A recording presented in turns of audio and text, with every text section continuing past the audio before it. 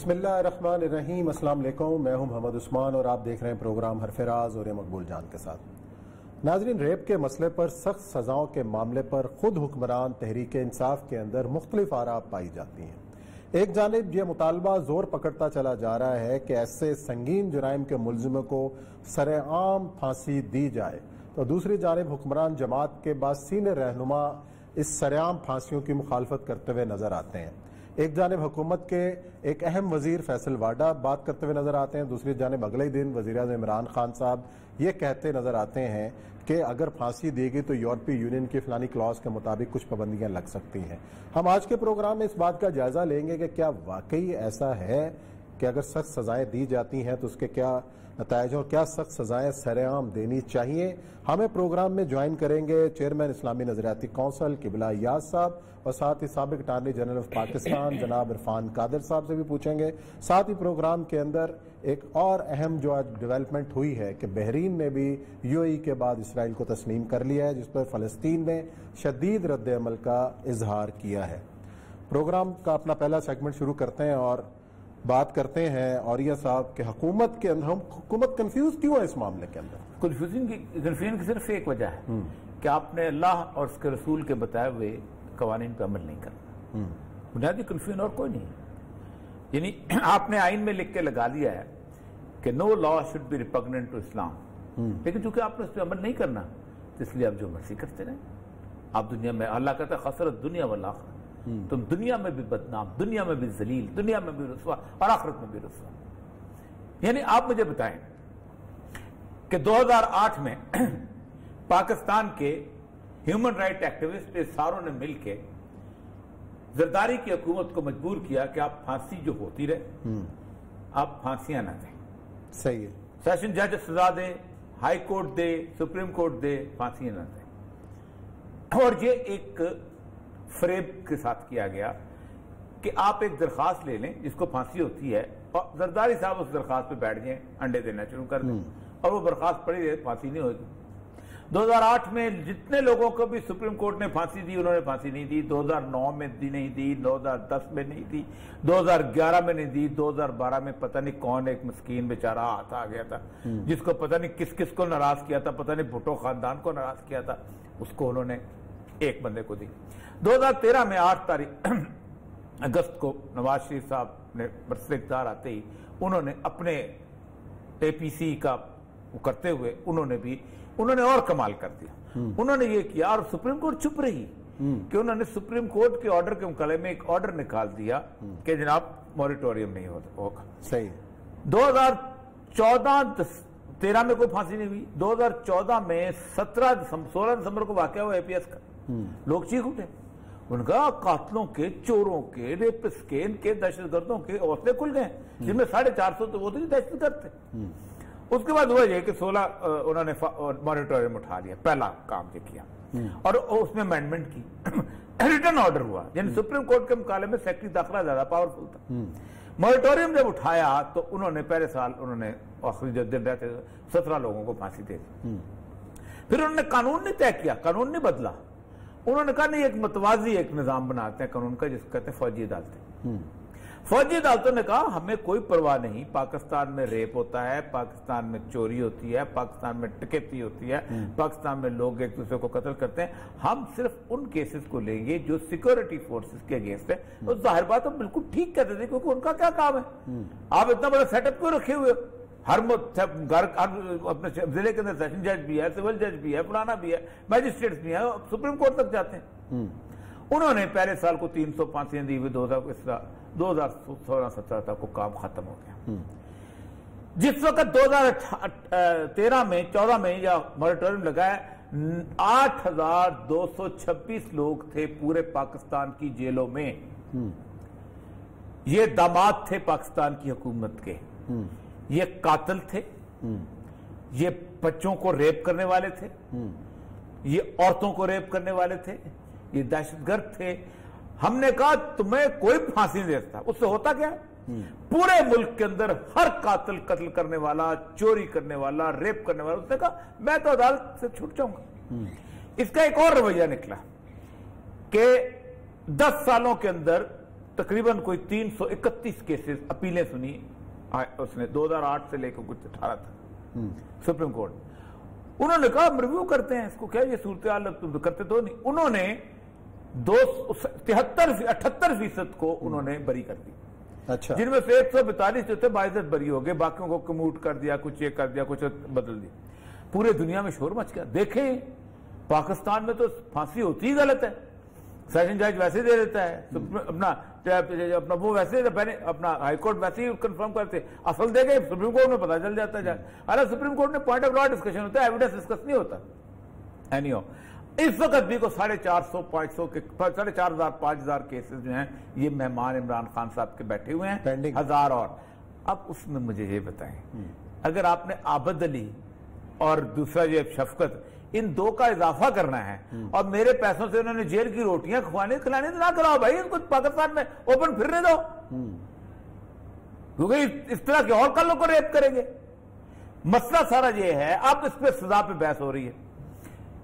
ایک پہلی تو بحث ہو رہی ہے کہ جی ایک صاحب اٹھتے ہیں فیصل واڈا صاحب, ان کو خمار چڑھتا ہے, وہ کہتے ہیں کیسٹریشن کر دو. پہلے سن لیتے ہیں کہا کیا تھا. فیصل واڈا وفاقی وزیر ہیں, انہوں نے کیا اس بارے میں کہا وہ سن لیں, پھر اس کے بعد گفتگو کرتا ہے. وہ لوگ بچیوں اور خواتین کے ساتھ ضابطیاں کر رہے ہیں, سرعام پھانسی کی سزا کا قانون کے اوپر جدوجہد کرنی ہے. تو کیسٹریشن یعنی کہ نامرد بنانے کی سزا آپ کو اللہ تعالیٰ کے حکم سے میں پاس کرا کے دکھاؤں گا اسمبلی میں, اور اپیل کا ٹائم بھی 2 ہفتے ہی ہو, تاکہ 1 مہینے میں سزا ہو, پھانسی کی سزا. اور اس سے پہلے جو تیزی سے قانون پاس کرانا ہے وہ ہے نامرد. 10 دن میں اس کا فیصلہ ہو, اور اس کے بعد کوشش پھر سے ہوگی کہ نامرد کے بعد چوک میں پھانسی پر ٹانگا جائے.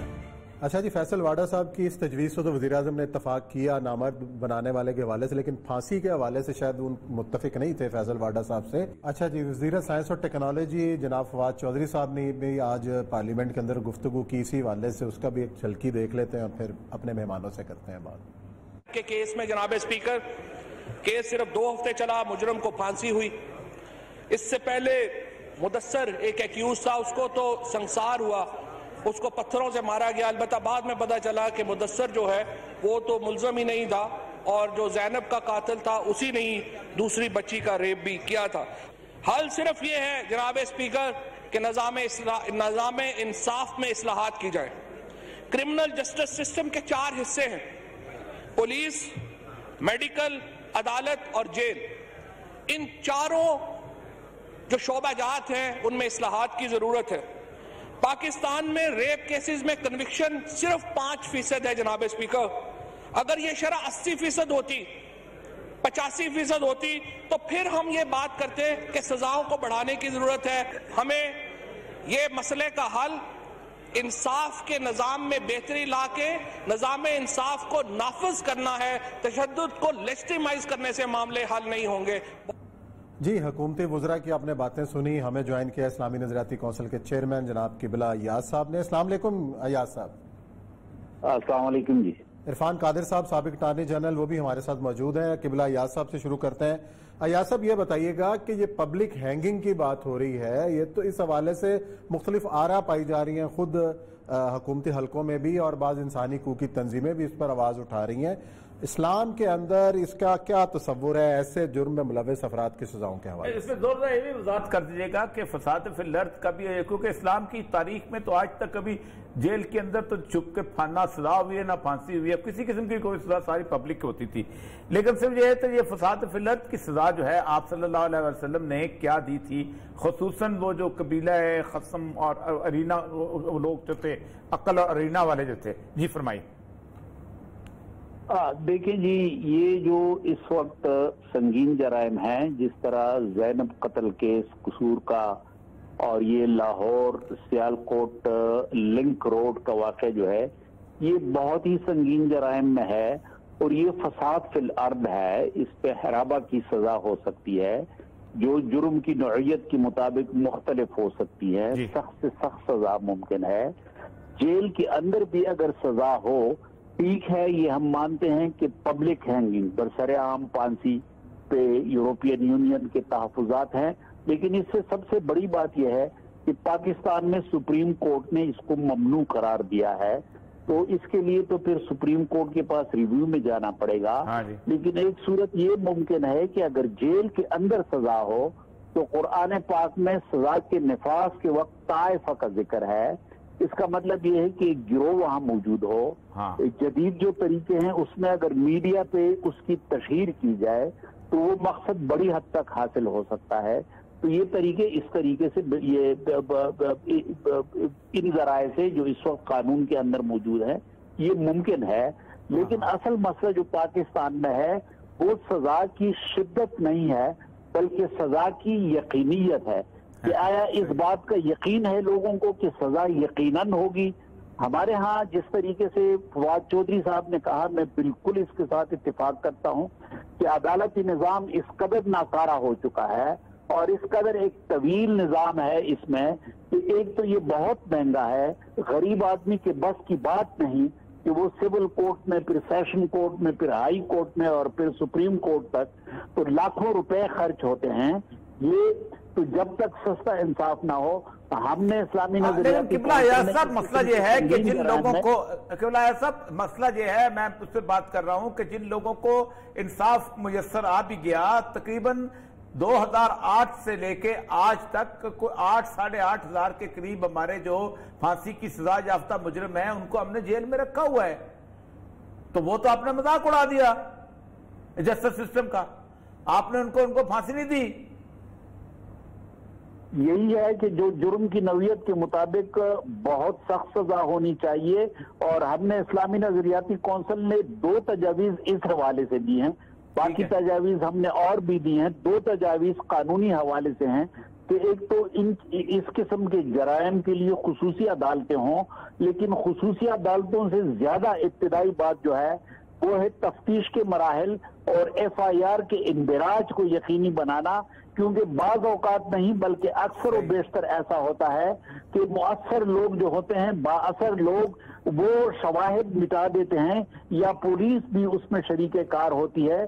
تو بہت بڑی تبدیلیوں کی ضرورت ہے کہ کس طریقے سے اس بات کو یقینی بنایا جائے کہ مظلوم کے ساتھ انصاف ہو. اچھا اس میں آج سزا کا ذکر آ رہا ہے نامرد بنانے کا کیسٹریشن کا.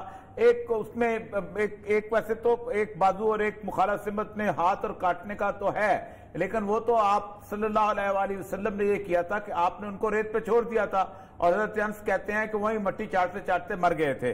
تو کیا اس طرح کی عبرت کا نشانہ بنانے کے لیے اعضاء کو کاٹ کے ان کو پھر بعد میں پھانسی چڑھایا جا سکتا ہے؟ یہ جرم کی نوعیت پہ ہے. خصوصی سزا اس وقت ہوئی تھی حرابہ کی سزا قرآن پاک میں ذکر ہے. اس پہ نفی عن الارض یعنی جلاوطن کرنے کی بات. لیکن اس وقت ظاہر ہے کہ جلاوطنی تو مؤثر نہیں ہوگی لیکن مخالف سمت سے اعضاء کے کاٹنے کی گنجائش حرابہ کے اندر ہے. اگر یہ سزا نہ بھی ہو تو جیل کے اندر جو پھانسی ہے جو کہ اسلامی نظریاتی کونسل نے بھی اس کی تجویز دی ہے اور خصوصی عدالتیں کہ اس میں یہ ہے کہ طائفہ کی موجودگی کو یقینی بنایا جائے اور میڈیا پر اس کی تشہیر کی جائے. لیکن دوبارہ میں عرض کرتا ہوں کہ اصل جو اس پہ پہلو ہے وہ سزا کی یقینیت ہے اور جلد از جلد انصاف کی فراہمی ہے. جلد از جلد انصاف کی فراہمی کی بات ہو رہی ہے. عرفان قادر صاحب سینئر قانون دان ہیں, سارے سسٹم کو قریب سے دیکھتے بھی ہیں. فواد چودھری صاحب نے بھی بات کی کہ سزائیں تو پہلے سے بھی موجود ہیں لیکن کنوکشن ریٹ جو ہے وہ کتنا کم ہے. اس حوالے سے پہلے سے جو سزائیں موجود ہیں اس پر عمل نہیں ہوتا, نئے قانون کیوں بنائیں؟ کیا کہیں گے آپ اس پہ؟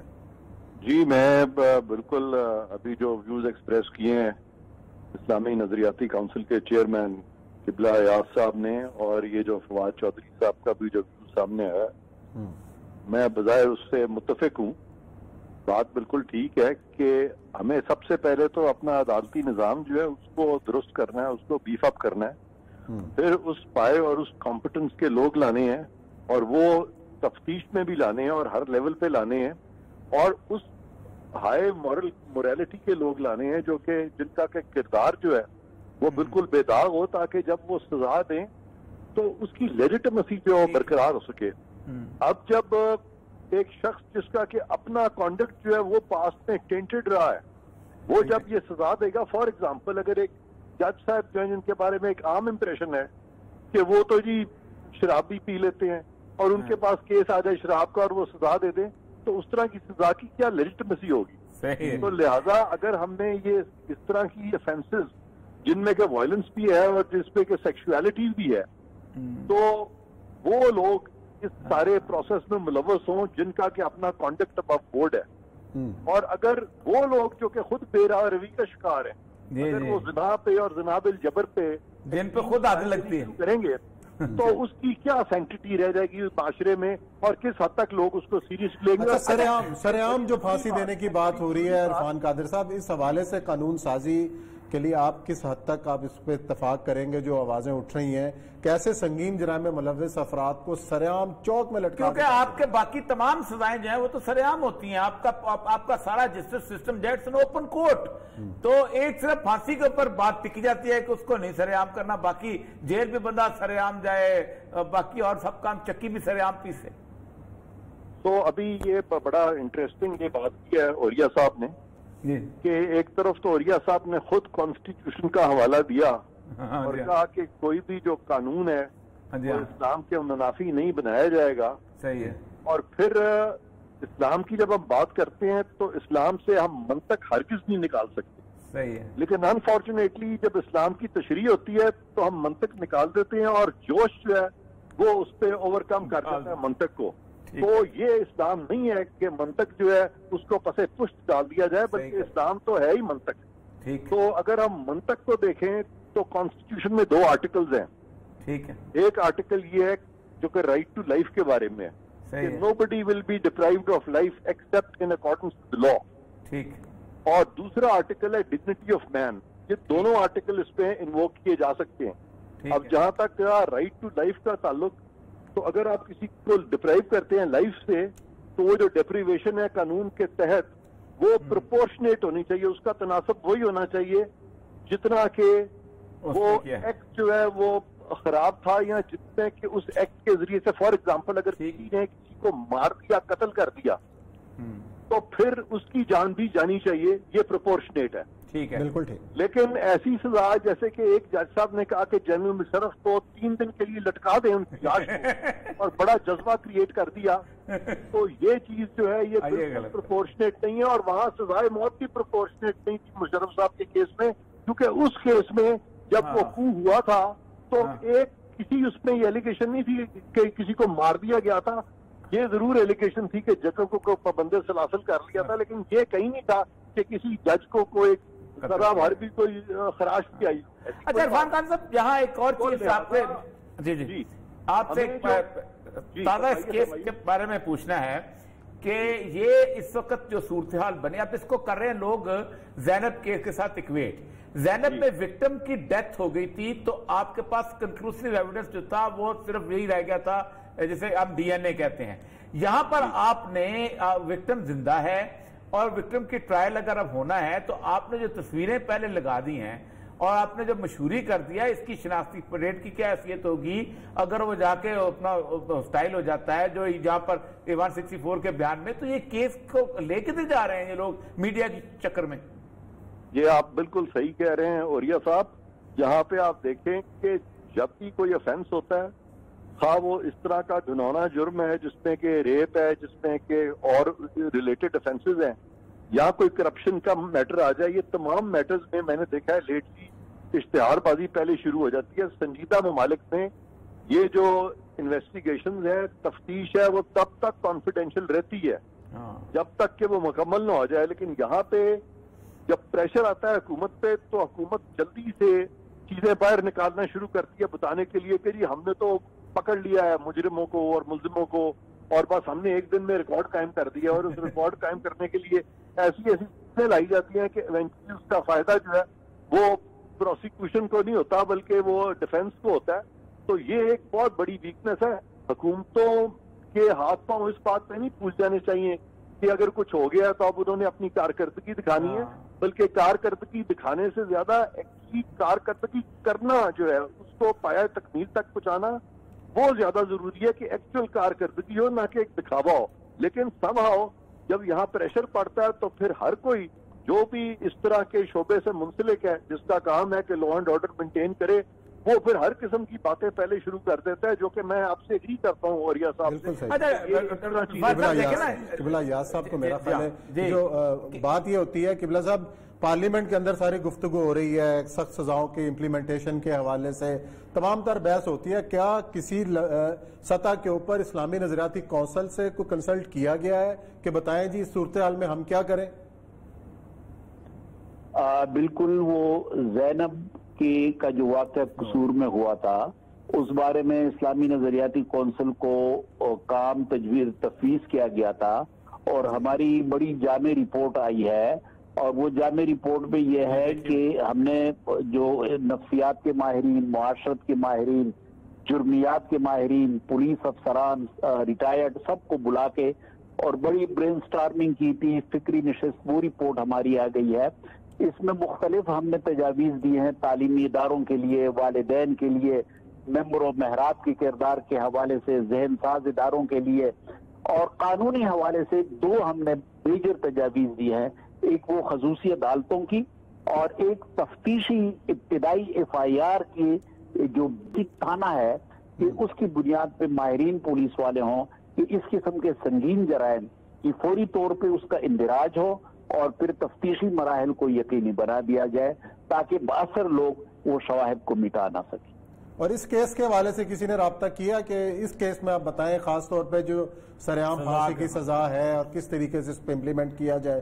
آپ نے خود تجویز دی کہ جیل کے اندر ہو، لیکن اس میں حکومت نے کوئی رابطہ کیا ہے؟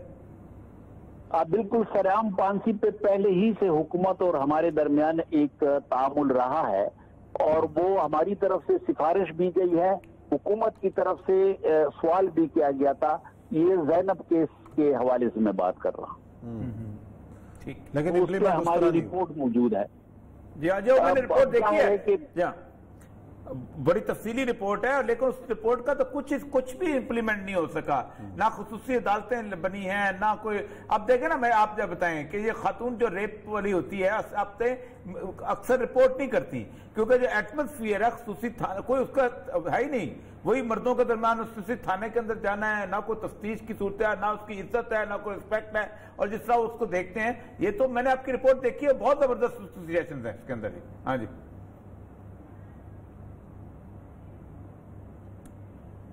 جی، آپ مجھ سے سوال ہے؟ جی میں نے آپ سے کہا، میں نے کہا رپورٹ دیکھی آپ کی رپورٹ پہ امپلیمنٹ کہاں ہوا؟ کہیں نہیں ہوا نا، اصل مسئلہ یہی ہے، تکلیف کا بات تو یہی ہے۔ ہمیں جو ذمہ داری دی جاتی ہے، ہماری ذمہ داری تو یہی ہے کہ ہم رپورٹ تیار کریں، تجویز دیں، سفارش کریں۔ اب اس کے نفاذ کی ذمہ داری جو ہے اس کے لیے اور ادارے ہیں، اور مدنی معاشرہ ہے، سول سوسائٹی ہے کہ وہ اب اس کے لیے کام کرے، دباؤ ڈالے اور اس بات کو یقینی بنائے۔ ہمارا سب سے بڑا مسئلہ یہ ہے کہ جب ہم کسی سانحے اور حادثے کا انتظار کرتے ہیں، بالکل جی، آپ اپنا کام بخوبی کر رہے ہیں، رپورٹ بھی دے رہے ہیں، سفارشات بھی ہیں، اب حکومت کا کام ہے تو اس رپورٹ اور سفارشات پہ کس طریقے سے عمل کرتی ہے۔ دونوں مہمانوں کا بہت شکریہ۔ یہاں لیتے ہیں بریک، اور بریک کے بعد آئیں گے اور پروگرام کا سلسلہ جاری رکھیں۔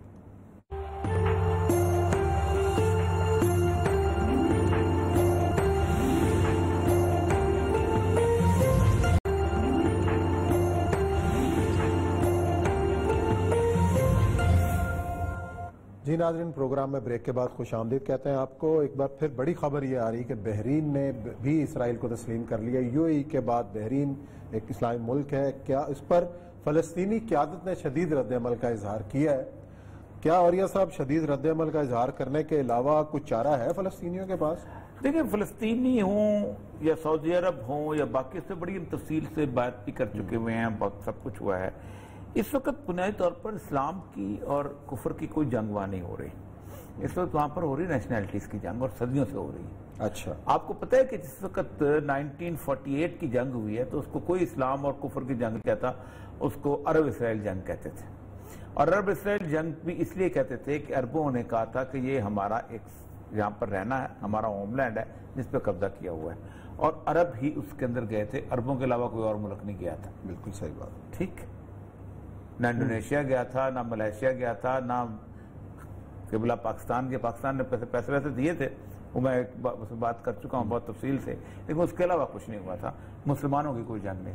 1967 کے اندر بھی عرب لڑے تھے، ٹھیک ہے، ٹھیک ہے، ना ईरान लड़ा था, ना पाकिस्तान लड़ा था, ना कोई और लड़ा था। ठीक 19 उसके बाद जो 73 की हुई है उसमें अकेला मिस्र लड़ा था और मिस्र ने अपना इलाका वापस लिया था, बारलेव लाइन, कोई और नहीं लड़ा था। सरहदी जंग है, उसको तुम जब वो जंग वो वाली करते हैं तो फिर उसको कुफर इस्लाम का मसला क्यों बनाते हैं? अब वो उन्होंने गुज़श्ता तकरीबन 8-10 सालों से एक बड़ी अजीबोगरीब किस्म की वहां पर अरब और अजम की लड़ाई शुरू, मैं तो अरब अजम कहता हूँ क्योंकि लोग उसको बेशक जो मर्जी कहें ये शिया सुन्नी लड़ाई है, सब कुछ है, वो अरब अजम की लड़ाई है, वहां पुराना चला आ रहा है वो सारा कुछ। बहरैन उसका सबसे बड़ा टारगेट था। ये जो रास्ते हैं ना, सियासतें हैं ना, बहरैन हो गया, कतर हो गया, मस्कत उम्मान हो गया, उसके बाद यमन का अदन का इलाका, ये बुनियादी तौर पर ईरान का हिस्सा हुआ करती थी जब फारिस आज़म होता था। और वो यहाँ उनका एक गवर्नर बड़ा मशहूर नाम है इस्लाम के अंदर आता है, उसको उन्होंने मुकर्रर किया हुआ था। इसीलिए जब हजरत उमर रजी अल्लाह तआला अन्हु के ज़माने में वो फौजें पहुंची हैं तो उसने सदरत ने कहा कि तुम्हारे दिमाग में क्या खन्नास आ गया अरबो, हम तो अपने गवर्नर को कहते थे तुम्हारा दिमाग सीधा कर दिया करते थे, तो अब तुम्हें क्या हो गया? तो वो एक उसका बहरैन में शिया पॉपुलेशन आपको पता है, अक्सरियत उनकी है और सुन्नी हुक्मरान है। वही कैफियत है जो शाम में है। शाम में सुन्नी पॉपुलेशन है, शिया बल्कि वो है अलवी शिया हुक्मरान है। तो वहां पर उन्होंने एक जैसे शाम में जंग है कि अक्सरियत के ऊपर अकलियत हुक्मरान है, वैसे बहरैन में जंग है। तो ये ऐसी कैफियत पैदा होगी। लेकिन मैं यहाँ पर आज एक बिल्कुल नए एंगल से गुफ्तगू करना चाहता हूँ। बहुत अरसा पहले मैंने एक मजमून लिखा था, 4 ब्लड मून थ्योरी। मैं देखें, जब आप समझते हैं रसूल अकरम सल्लल्लाहु अलैहि वसल्लम ने क्या कहा, क्या उसकी पेशगोई की, तो आप दूसरे मजहब वालों को भी ये क्या, क्योंकि यहूदियों के लिए यह मजहब इस्लाम यहूदियत की जंग है। यहूदियों के लिए वतनियत की जंग नहीं है, जमीन की जंग नहीं है। उनके यहां वो अपने तमाम तर अपने वतन सब कुछ छोड़ छाड़ के यहां पहुंचे हैं। यहूदी कहते हैं कि जब यौम कपूर और उनका जो एक और पासओवर डे जो होता है, इसके दौरान अगर 4 दफा सूरज ग्रहण लगे तो उसको कहते हैं 4 ब्लड मून।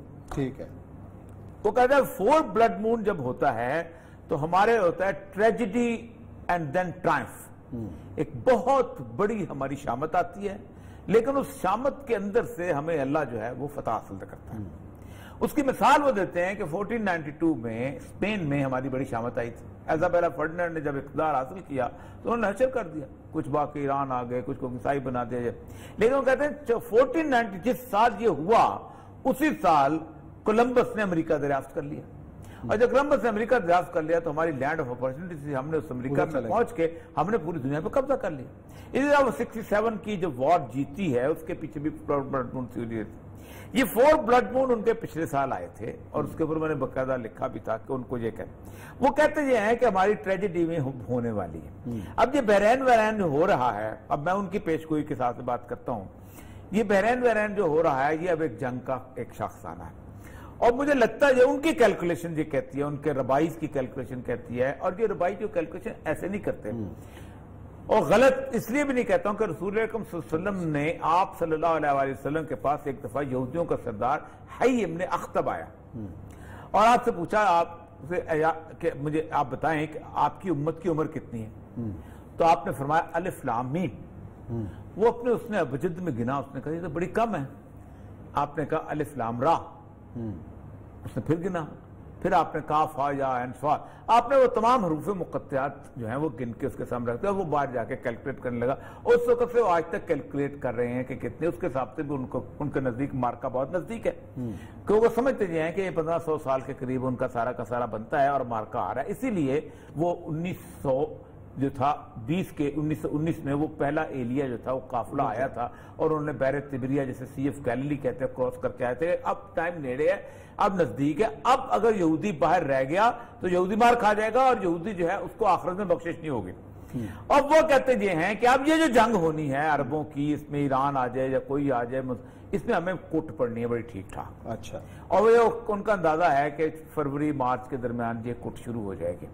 और दूसरा वो समझते ये हैं कि अमेरिका जो है अपने जवाल की तरफ सफर कर रहे हैं। अमेरिका के बारे में समझते हैं कि ट्रंप जो है ये इस नवंबर के महीने में बहुत बड़ी بلڈ شیڈ ہے امریکہ کے اندر جو ہونے والی ہے، اور وہ کیونکہ وہ سمجھتے ہیں کہ امریکہ جب تک زوال پہ نہیں آئے گا اسرائیل بڑی طاقت نہیں بن سکتا، تو وہاں پر ان کی کیفیت یہ ہے کہ اب ہم چونکہ امریکہ سے باہر آنا ہے تو بلڈ شیڈ ہمارا وہاں پر ہوگا، خواہ وہاں پر ہو یا جہاں پر ہو، اب جہاں پر یہ صورتحال بنے، تو ان کی پریڈکشن اور ہماری کانفیڈنس میں لگتا یہی ہے کہ اگلا سال جو ہے یہ پورا بلڈ شیڈ کا ہے وہاں پر، اس کے بعد پھر وہ امپائر بننی ہے۔ ابھی تو وہ کہہ رہے ہیں یہودی کہ امپائر نہیں، ہم فرات اور نیل کی یہ کہانیاں ہیں، ایسے بات کرتے ہو، یہ زائنزم والے آئے ہیں، نہیں ایسی بات نہیں، زائنزم وہاں پہنچے ہوئے ہیں، انہیں لڑنا ہی لڑنا ہے، لیکن ان کا اندازہ یہ ہے کہ اگلا سال ہماری کٹ کا سال ہے اور یہ مارچ میں شروع ہو جائے گا، اور ٹرمپ کیوں کہتے ہیں ہار جائے گا، ٹرمپ ہار جائے گا لیکن بقول ان کے بقول ہار جائے گا،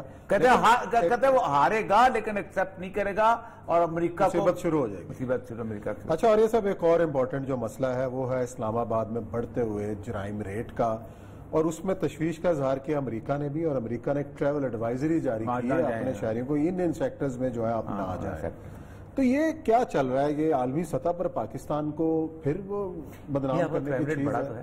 آپ کا کرائم ریٹ بڑھا تو ہے، آپ مطلب دیکھیں نا، آپ آج جو کچھ اسلام آباد میں ہو رہا ہے، اگرچہ کو ڈی سی اسلام آباد مجھے روز اپنی خبریں بھیجتا ہے، بڑا متحرک آدمی ہے حمزہ شفقات صاحب، ہاں جی، ہاں ان کے ابا جی بھی شاید پولیس میں ہوتے تھے، ڈی ایس پی بڑے مشہور شفقات صاحب لاہور کے، ہاں جی ہاں، بڑے کمال، ہاں بڑے کرو قسم کے آدمی تھے، بڑے زبردست قسم کے آدمی، تو لیکن بہرحال نہیں ہو وہ بھیجتا رہتا ہے سارا کا سارا، اور آئی جی بھی تو آپ کے دوست ہیں اسلام آباد، عامر ذوالفقار صاحب، اچھا وہ جہاں رہے ہوئے میرے سارے، لیکن میں صرف یہ بتا رہا ہوں کہ اسلام آباد جو ہے اب وہ اس طرح کا سیف سٹی جو ہے جسے کہتے تھے نا، وہ اب وہ نہیں بلٹ اپ ہو رہا، اس کے ہاں یہ جو کیفیت آتی ہے، دیکھیں امریکیز تو ہر جگہ خوفزدہ ہے، اور وہ خوفزدہ اس لیے ہیں کہ امریکی سمجھتے ہیں کہ اب اس ریجن سے انہوں نے جانا ہے، امریکیوں نے اپنا ایک بہت بڑی ایمبیسی بنا تو لی تھی، لیکن اب وہ بڑی ہے، آپ دیکھیں کل ہم کہتے تھے کہ وہ ایمبیسی جو اتنی بڑا بن رہی ہے امپائر، وہ افغانستان کے لیے بن رہی ہے، لیکن آج وہ چائنا کے اگینسٹ کام آنے والی ہے، اور اس وقت ہم چیختے تھے کہ یہ چین کے خلاف ہو رہا ہے، تو کوئی مانتا نہیں تھا۔ جس دن 2012 میں جس دن میں پیش ہوا ہوں ٹریبونل کے سامنے، اسامہ بن لادن والے کے سامنے، تو میں نے ان کے سامنے کہا جی یہ جو وائنڈ اپ شروع ہو گیا امریکہ کا، اور یہ ہیلری کلنٹن نے یہ کہا ہے، اور 2012 میں انہوں نے اسامہ بن لادن کو مارنا ہی مارنا تھا، بے شک ڈرامہ سٹیج کرے کچھ اس لیے کہ وہ اس طرح سے نکلنا چاہتے ہیں، تو میں نے سوال کیا کیوں؟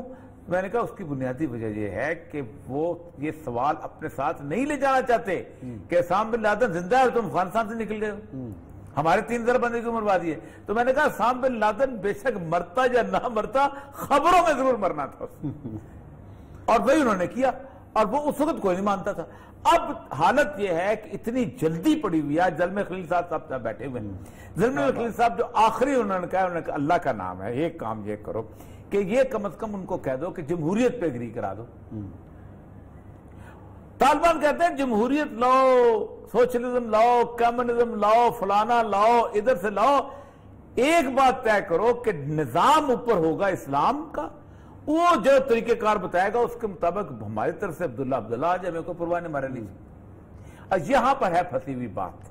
آج میں نے رابطہ کیا تھا کہ کہیں انہوں نے اس میں جو ترجمان رکھا ہے نا، وہ رکھا ہے ڈاکٹر نعیم ورتک، یہ بیسیکلی ہی P H D in Islamic theology and Islamic law, یہ یہاں سے پڑھ کے گئے ہوئے ہیں اسلامک یونیورسٹی اسلام آباد سے پڑھ کے گئے ہوئے ہیں، اور بڑے زبردست اردو بولتے ہیں، اور میں سہیل شاہین صاحب کی تو اردو بیچارے کی بڑی مشکل سے ہے، ان کی اردو ٹھیک ہے، لیکن وہ رابطہ نہیں ہو سکا، ان کی وہ چل رہی تھی سارا۔ طالبان نے صرف دو مطالبے، ایک تو یہ ہے کہ آپ نکلو، اور دوسرا یہ اب سچویشن یہ ہے کہ اگر طالبان امریکہ نکل جاتا ہے اور کوئی سیٹلمنٹ نہیں ہوتی، آخری سپاہی بھی نکل جاتا ہے، تو وہ کہتے ہیں ہم تو گئے، ظاہر بات ہے وہی پنچ، اب تو ہم سے مسعود بھی نہیں ہے نا جی، اب تو انڈیا کی وہ سپورٹ اس طرح۔ اسلام آباد کا کیا کریں؟ ہمارا جو مین ایشو ہے سر وہ یہی وجہ ہے، اسلام آباد کا مسئلہ یہی ہے کہ اسلام آباد میں وہ امریکن جو ہیں وہ اپنے آپ کو دوبارہ اس बड़े किले में बंद करना चाहते हैं। अच्छा, ये सिक्योरिटी का शोर मचा के उसको वहां उन्हें एक्टिविटीज करनी। उसको देखा आप बिल्डिंग देखना, बैरूत के बाद वो जब बैरूत की ट्रक से उड़ी थी ना बिल्डिंग, उसके बाद सबसे बड़ी ये बिल्डिंग बनी है। और बैरूत जो था CIA का सबसे बड़ा हेडक्वार्टर था, और बैरूत के बाद जो दूसरा हेडक्वार्टर बना था वो कंधार में। बैरूत का पहला ट्रक ड्राइवर मारा था तो 9 CIA के लोग मारे गए थे, और कंधार में जो हकीमुल्लाह मसूद ने मारे थे वो 11 मारे थे। ठीक है, वो दूसरा बड़ा हेडक्वार्टर कंधार में बना, ये तीसरा ये बन रहा है। ठीक, अब आप अंदाजा करें, मैं ये नहीं कहता कि ये भी उड़ जाएगा, लेकिन बना यही है। और बैरूत जो CIA का जो है ना अपना वॉल, आप CIA के दफ्तर में जाए ना, एक बड़ी दीवार है बनी हुई, उस दीवार के ऊपर ना अंडर होते ही स्टार्स लगे हुए हैं, और हर स्टार के नीचे नाम लिखा हुआ है कि ये हमारे शोहदा हैं। उनमें से 37 वो हैं जिनके नाम नहीं लिखे हुए। आप नंबर पढ़ते हैं, नीचे खोलते हैं, उसमें डायरी है, डायरेक्टरी है, उसमें बंदा कि ये फलां लगा मारा गया। उनमें उन 7 के भी नाम हैं, इन 11 के भी नाम हैं, लेकिन कुछ जगह मतलब फॉर एग्जांपल एक पाकिस्तान में को मारा गया उनका, और वो उनका नाम जाहिर नहीं करना चाहते क्योंकि वो बहुत बड़ा आदमी था, और उसकी वजह से उसकी सियासत से उसकी पार्टी खराब हो जाए, तो उसकी वजह से उसका उन्होंने नाम जो है वो इस मुल्कों के नाम लिखे हुए हैं, लेकिन बंदे का नाम नहीं जाहिर। 37 बंदों का मरने के बाद भी कोई नाम नहीं जाहिर किया गया। तो ये जो एक हेडक्वार्टर अमेरिका का बना हुआ है, और अमेरिका की सारी एक्टिविटी आप देखें यहीं से मॉनिटर हो रही है। इंडिया से नहीं मॉनिटर हो रही, यहाँ से मॉनिटर हो रही है। दूसरी मॉनिटर हो रही है उनकी फिलीपीन से। अच्छा, हाँ, चले जी, देखते हैं क्या होता है आने वाले वक्त में। प्रोग्राम का वक्त यहाँ खत्म हुआ है, कल इंशाल्लाह नए मौज़ूआत के साथ आपकी खिदमत में हाजिर होंगे। अपना ख्याल रखिएगा, अल्लाह हाफ़िज़।